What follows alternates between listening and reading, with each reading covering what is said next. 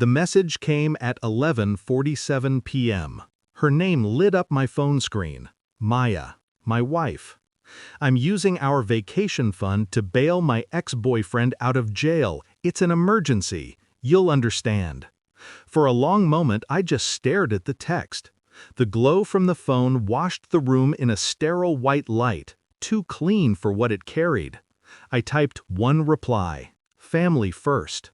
Then I opened the banking app, watched the numbers fall into silence, drained my half of the joint account with surgical precision. No anger, no noise, just math, just balance. By 12:03 a.m., I had a first-class ticket to the Maldives, departure in 6 hours. Her voicemail came an hour later, shaky, frantic, half crying.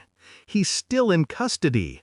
The bail bondsman says I need the rest. Why is the account short? What did you do? I listened once, then deleted it. She always assumed my silence meant compliance. It never did. Maya and I weren't built on love. We were built on timing. She met me when her last world was burning. I mistook her smoke for warmth. The man she was bailing out, Daniel, was the ghost of her unfinished chapters. A drug charge. Some old story she swore she'd buried. I believed her once. Now I knew better. Still, I didn't confront her. Not yet. You learn a lot when you stop talking and start watching.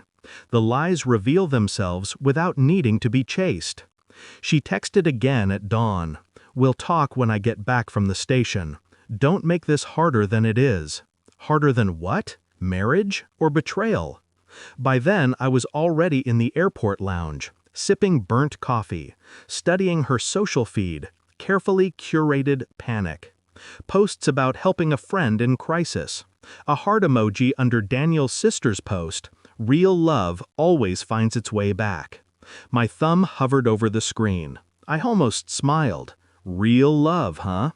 She'd just forgotten who was watching. The flight was 12 hours. Plenty of time to think. I didn't sleep, didn't drink, didn't even look at the ocean of stars outside the window. Just thought about how betrayal isn't loud. It's quiet, like a knife sliding through fabric. When I landed, I bought a second phone. Contacted an old friend from my days in finance, someone who knew how to trace money, especially money disguised as sympathy. Within hours, he sent the report. The transfer trail was simple. Vacation fund, Daniel's sister's account, bail agent, unknown private wallet. Not a bail payment, a payoff. She wasn't saving him, she was investing in him. My jaw tightened, but my pulse didn't rise. I'd learned long ago that rage wastes precision. So I waited. Let the waves of the Maldives wash the static out of my mind. Let her lies grow roots before I pulled them out. 3 days later, she called. The tone wasn't guilt, it was fear.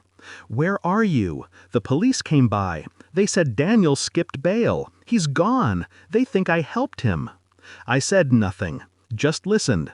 The sound of panic was more revealing than confession. Finally, I said, check your email.